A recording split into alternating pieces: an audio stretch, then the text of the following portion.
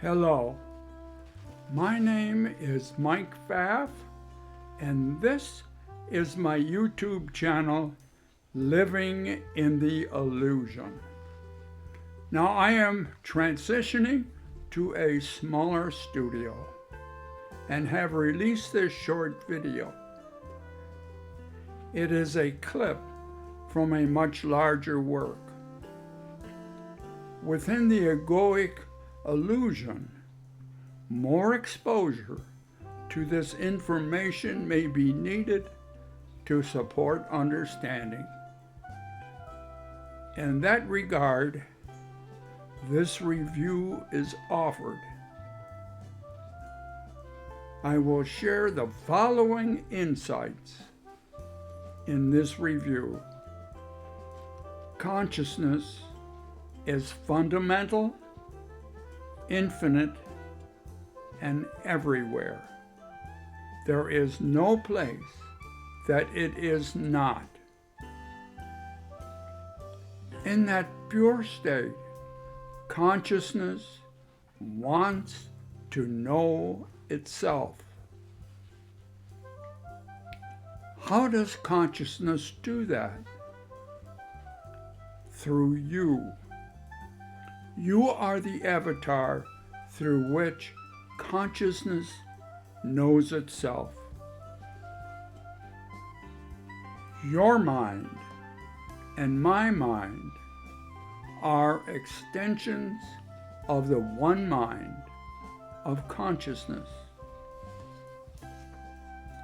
The mind-body connection is an entangled quantum state in which the mind is quantum and the body is the transition point between classical and quantum states.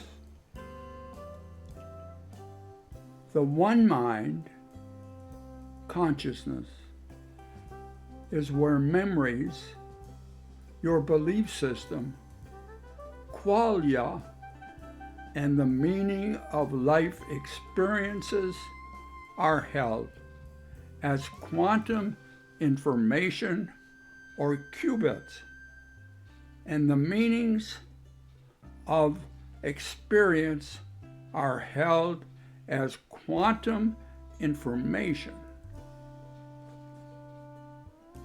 not classical. The classical egoic world is the realm of measurement, where everything is a measurement. Meaning and qualia of life experiences cannot come out of measurements. And that is the gist of this clip from a larger work. Please comment with your questions, concerns, or insights below. Peace. Mike.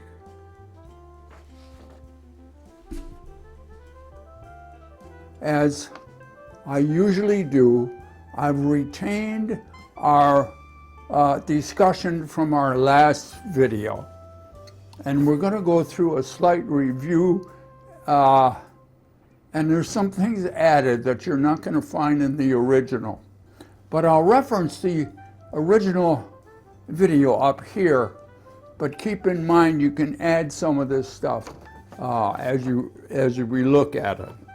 And here's what we have. Fascinating truth. Consciousness is the one mind of everything.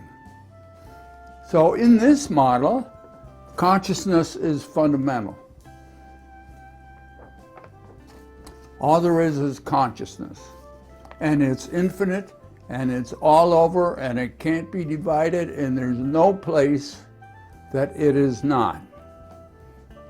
Now, what we're talking about is the one mind looking at this this is a central part right here. This is the mind here, body, mind-body connection, okay? And in this connection, the mind is an extension of consciousness. So your mind and my mind and everybody's mind and a puppy dog's mind is connected to consciousness, which is the one mind out of which everything comes. Now it is quantum. These are quantum interacting fields. This is the everything. This is the all. So it is quantum. And here we have the body, and the body is classical. And so the body is a transition between quantum and classical. And therefore, mind-body is entangled. Quantum entanglement. So whatever the body does, the mind knows. So as the body ventures forth into the egoic world, which is where it's connected, it has a whole bunch of adventures.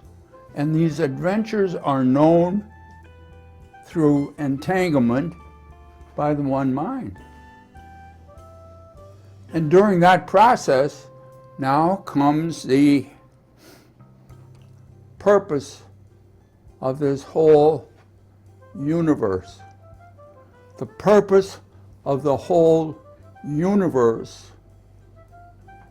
is for the one mind to know itself. And it does that through mind-body connection. Now, in this relationship, the body, the realm of the egoic realm of the body, is all measurements.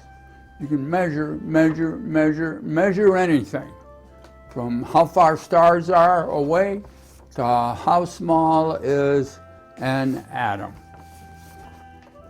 You got electronic microscopes, and you got other microscopes that look out into the universe and down into the very small. So everything is a measurement. The meaning of the measurement, meanings of life are up here in the mind. They're not in the body. Meaning comes, or qualia, comes out of this one mind. Now, in the egoic world, we don't think that way. We think, well, I see stuff, I know what it means. No, you don't. And that's the addition here. You have meaning, which is quantum and qualia, and you have dimensions, which are in the egoic world.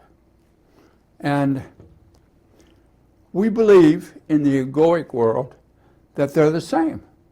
That when you make a measurement, you also have a meaning. Now, this isn't true. The meaning requires memories, life experiences, and your belief system. In the body, there are no memories. Now, I've said that point before, and of course, in the egoic world, which is basically mechanistic, we believe that the brain holds memories. And here's the point. You have hundreds of thousands of memories, and we haven't found one in the brain. Now, we have a lot of concepts, and we have a lot of measurements that indicate, oh, they're there. but you can't find them. You can find neurons and synapses and neopeptides and many, many things in the brain, but you can't find memories. And you gotta have so many assumptions.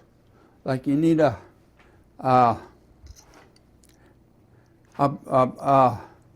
brain trace. You need a memory trace as to where you store the memories. You need all kinds of stuff to take them in and take them out when you consider they're in the brain. But when you recognize they're in the mind, and they're in a quantum state, they're in